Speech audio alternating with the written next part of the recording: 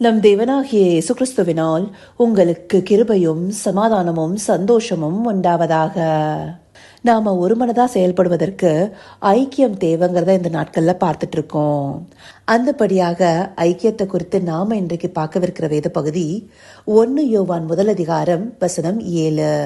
1 John chapter 1 verse 7. அவர் ஒளியில் இருக்கிறது போல நாமும் ஒளியிலே நடந்தால் ஒருவரோடொருவர் ஐக்கியப்பட்டிருப்போம். அவருடைய குமாரனாகிய இயேசு கிறிஸ்துவின் ரத்தம் சகல பாவங்களையும் நீக்கி நம்மை சுத்திகரிக்கும். இந்த வசனம் நமக்கு ஒரு விஷயத்தை தெளிவா காண்பிக்குது. கிறிஸ்து ஒளியில் இருக்கிறது போல, அவர் ஒளியில் இருக்கிறதுனால தான் இந்த உலகத்திற்கு ஒளியா வந்திருக்கிறேன்னு சொல்லி யோவான் எழுதிய சுவிசேஷத்துல சொல்றது நம்மளால பார்க்க முடியுது. அப்படியாக அவர் ஒளியில் இருக்கிறது போல நாமும் ஒளியிலே நடந்தால் ஒருவரோடொருவர் ஐக்கியப்பட்டிருப்போம்னு சொல்றாரு.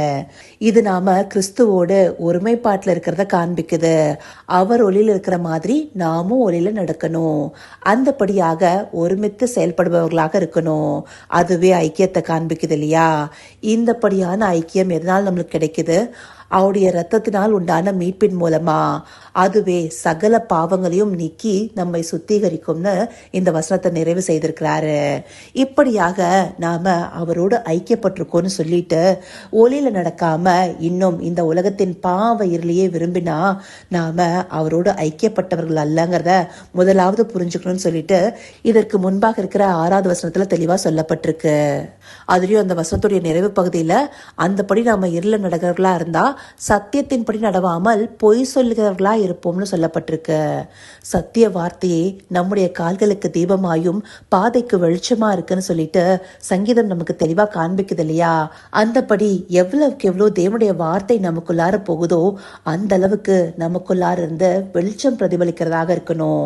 அந்த வெளிச்சத்தின் பிள்ளைகளாக நாம நடந்து கொள்கிறவர்களாக இருக்கணும். எபேசியர் 5:8 அழகா சொல்லுது, முற்காலத்தில் நீங்கள் அந்தகாரமாய் இருந்தீர்கள், இப்பொழுதோ கர்த்தருக்குள் வெளிச்சமாய் இருக்கிறீர்கள், வெளிச்சத்தின் பிள்ளைகளாய் நடந்து கொள்ளுங்கள். ஒளியாய் இருக்கிற ஆண்டவராகிய இயேசு கிறிஸ்துவை அறிந்து கொள்வதற்கு முன்பாக நாம அந்த காலத்திலையும் இருளிலும் இருந்தோம். இந்த உலகத்தின் காரியங்களை பற்றி கொண்டு அநேக துர்க்குணங்களோடு இருந்தோம். அப்படியா இருந்த நாம கர்த்தருக்குள்ள வந்ததற்கு பிற்பாடு வெளிச்சமா இருக்கிறோம். அவருடைய பிள்ளைகளாக இருக்கிறோம். அவருடைய நாமத்தின் மேல் விசுவாசம் உள்ளவர்களாய் அவரை ஏற்றுக்கொண்டவர்கள் எத்தனை பேர்களோ அத்தனை பேர்களும் தேவனுடைய பிள்ளைகளாகும்படி அவர்களுக்கு அதிகாரம் கொடுத்தார். அப்போ வெளிச்சத்தின் பிள்ளைகள் நாம் எல்லாரும் அந்த வெளிச்சத்தையே பிரதிபலிக்கிறவர்களாக இருக்கணும். அதனால்தான் ஒளியின் ஆயுதத்தை தரித்துக் கொள்ளுங்கள்னு பவுலடியார் நிருபங்கள்ல சொல்லியிருக்கிறத நம்மளால வாசிக்க முடியுது. அப்படி நம்முடைய ஐக்கியமானது கிறிஸ்துவோடு கூட இருந்தா நாம ஒளியின் பிள்ளைகளாக அநேகருக்கு அவருடைய வெளிச்சத்தை பிரதிபலிக்கிறவர்களாக இருப்போம். அந்தபடியாக இருக்கும் போதே நாம கிறிஸ்துவோடு ஐக்கியப்பட்டிருக்கிறோங்கிறத அறிந்து கொள்ள முடியும். நம்முடைய வாழ்க்கையை நாம நிதானிச்சு பார்க்கணும். நாம வெளிச்சத்தை பிரதிபலிக்கிறவர்களாக இருக்கிறோமா? அன்பை பிரதிபலிக்கிறவர்களாக இருக்கிறோமா? அநேகருக்கு வெளிச்சத்தின் பாதையை காண்பிக்கிறவர்களாக இருக்கிறோமா? இல்ல இதையெல்லாம் மறந்துட்டு இந்த உலகத்தின் இச்சைகளை பற்றி கொண்டிருக்கிறோமா? இந்த உலகத்துல நமக்கு முன்பாக அநேகம் கன்னிகள் வைக்கப்பட்டிருக்கு. அது எல்லாமே நமக்கு இச்சையை உண்டு பண்ணுகிறதாக இருக்கு. இதை நாம விசுவாசத்தினால வெல்லணும். அப்படி வெல்லும் போதே நாம வெளிச்சத்தின் பிள்ளைகளாக நடந்து கொள்ள முடியும். நாம எல்லாருமே சபையோடு ஐக்கியப்பட்டிருக்கிறோம். சபையில நமக்கு போதிக்கப்படுகிற வெளிச்சத்தின் வார்த்தைகளுக்கு ஏற்ப நடந்து கொள்கிறோமா? அந்த வார்த்தைகளை கேட்டுட்டு அதற்கு பிற்பாடு மறந்து செயல்படுகிறவர்களாக இருந்தோம்னா நாம ஒளியில நடக்கிறவர்களாக இருக்க மாட்டோம். மறுபடியும் இருளுக்குள்ளார போகிறவர்களாக இருப்போம். அப்போ நாம கிறிஸ்துவ ரட்சகராக ஏற்றுக்கொண்டதற்கு எந்த ஒரு அடையாளமும் இல்லாம போகுது இல்லையா? ஒளியின் ஆயுதங்கள் நம்ம இடத்துல காணப்படாம போகுது இல்லையா? 1 யோவான் 1:5 சொல்லுது, தேவன் ஒளியா இருக்கிறார், அவரில் எவ்வளவேனும் இருள் இல்லை. இந்தப்படியான விசேஷத்தை நாங்க அவரிடத்துல கேட்டு கற்றுக்கொண்டோன்னு யோவான் இந்த நிருபத்துல எழுதியிருக்கிறாரு.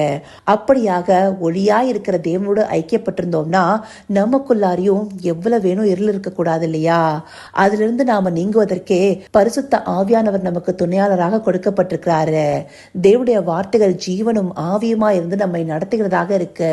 இதை அறிந்து கொண்டு நாம அவருக்குள்ள நிலைத்திருப்பவர்களாக இருக்கணும். ஆனா இந்த உலகத்துல இருக்கிற அநேகருக்கு அந்த ஒளியின் அருமையை பற்றி பற்றி தெரியல.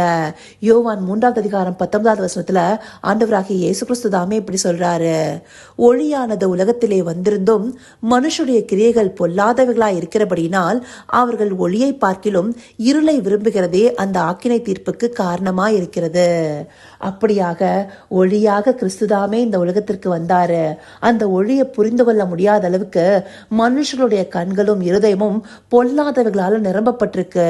அதனால ஒளியை பார்க்கிலும் இந்த உலகத்தில் இருக்கிற இருளையே பற்றி கொள்கிறவர்களாக அவங்க இருக்கிறாங்க. அப்படியாக நாம இருந்தோம்னா அநேகரை எப்படி நாம வெளிச்சத்திற்குள்ளார திருப்ப முடியும்? சபையானது முதலாவதாக எழும்பி இந்த வெளிச்சத்தில் ஐக்கியப்பட்டவர்களாக இருக்கணும் இல்லையா? அந்த வெளிச்சத்தின் ஐக்கியம் நமக்குள்ளார காணப்பட்டா மாத்திரம்தான் நம்மையும் நாம பாதுகாத்து கொண்டு அநேகரையும் நாம மீட்டெடுக்க முடியும். அப்படியான ஒளியின் ஆயுதத்தை தரித்துக் கொள்பவர்களாக நாம இருக்கணுங்கிறதே தேவனுடைய விருப்பமா இருக்கு.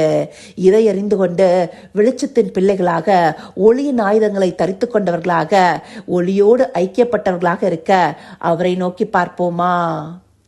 கர்த்தாவே, தேவாதி தேவனே, உமக்கே இந்த வேலை நன்றி செலுத்துகிறோம் ராஜா. அப்பா, நீங்க ஒளியா இருக்கிறது போல உம்மோடு ஐக்கியப்பட்டு நாங்க ஒளியிலே நடக்கிறவர்களாக இருக்கணும் தகப்பனே. அதற்காக நீங்க எங்களுக்கு பரிசுத்த ஆவியானுடைய துணையும் ஆவியும் ஜீவனுமா இருக்கிற உடைய வார்த்தையும் கொடுத்திருக்கீங்க ராஜா. அதன் மேல் நாட்டமுள்ளவர்களாய் நாங்க வெளிச்சத்தின் பிள்ளைகளாய் நடந்து கொள்ளணும் தகப்பனே. ஒளியானது இந்த உலகத்துல வந்திருந்தும் மனிதர்கள் அதை புரிந்து கொள்ளாத முடியாத அளவுக்கு பொல்லாங்கால நிரம்பி இருக்காங்க தகப்பனே. அப்படியாய் உம்முடைய பிள்ளைகளாகிய நாங்களும் காணப்படாத படிக்க எங்களை உம்முடைய வெளிச்சத்தில் காத்துக்கொள்ள தேவரீர் எங்களுக்கு தயவு பாட்டுங்க. அப்படியே நீங்க எங்களை நடத்த போகிற கிருபைக்காய் நன்றி.